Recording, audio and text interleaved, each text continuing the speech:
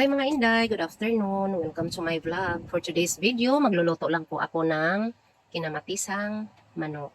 Ayan po, nagpapainit na po ako ng kawali at nilagyan ko na rin po ng mantika. Ayan po, medyo mainit na po yung ating mantika. Igigisa na po natin yung ating luya.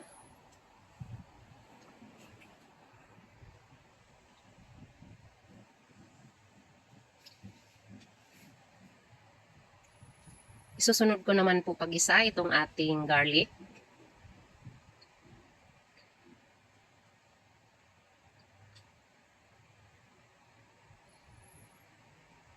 Ayan lang po nating magiging medyo magba-brownish yung ating lamas. Susunod ko naman po itong ating sibuyas. Yan po, ang ginamit ko po ay yung kulay puti. Depende po yan sa inyo kung yung pula ang gagamitin ninyong sibuyas. Nasa inyo na po yan. Yan, pipigain ko lang po yan ng konti para lumabas po yung kanyang katas at yung aroma niya.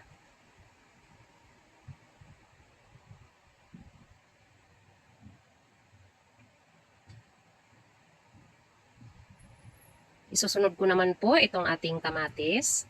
Ayan po, dinamihan ko na yung kamatis kasi po ang ating lulutuin ngayon ay kinamatisang manok. Ayan. Ayan lang po nating maluto ng maigi itong ating kamatis at lumabas yung kanyang katas.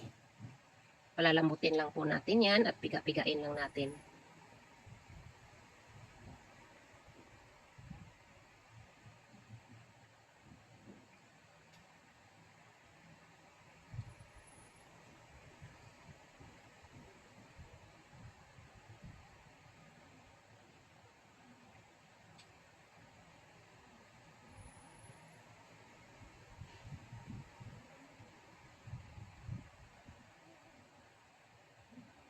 Takpan lang po muna natin. Balikan natin after 3 minutes.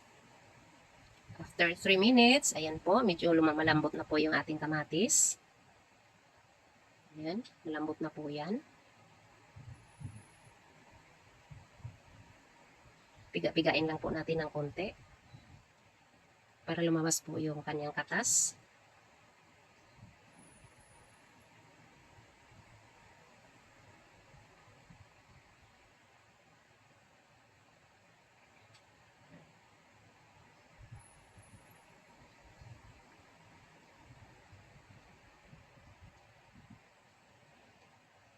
Ayan po, pwede na po nating ilagay yung ating manok.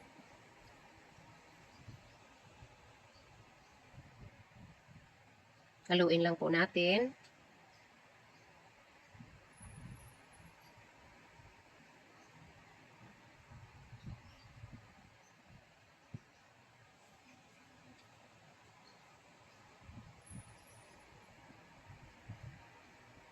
Takpan lang po muna natin ng mga ilang minuto.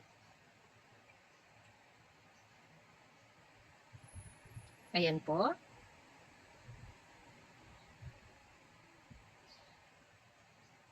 Medyo luto na po yung ating chicken.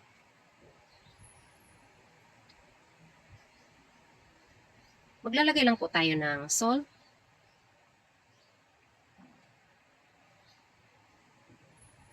Pamintang durog.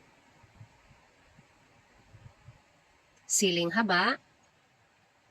Yan po ay optional.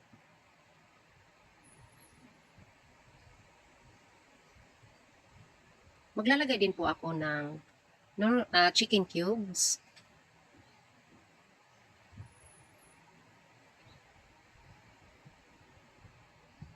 Haluin lang po natin para yung ating panimpla mag-absorb doon sa manok. Maglagay po ako ng konting tubig para mas masarap po kasi kung may konting sabaw at sigurado po tayong mas malambot ang ating chicken. Ayan po, naglalagay po pala ako dyan ng butsoy. Yan po ay hindi ko nakuha na ng video. Yan po ay lutong-luto na at tamang-tama lang po yung timpla. Ayan po, luto na po ang ating kinamatisang manok. Napakasarap po niyan at Tamang-tama lang po yung kanyang timpla. Madaling lutuin at napakasarap po niyan.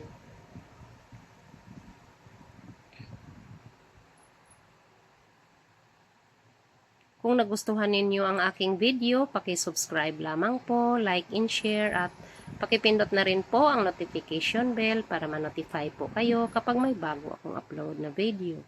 Yun lamang po, maraming salamat. Bye, God bless.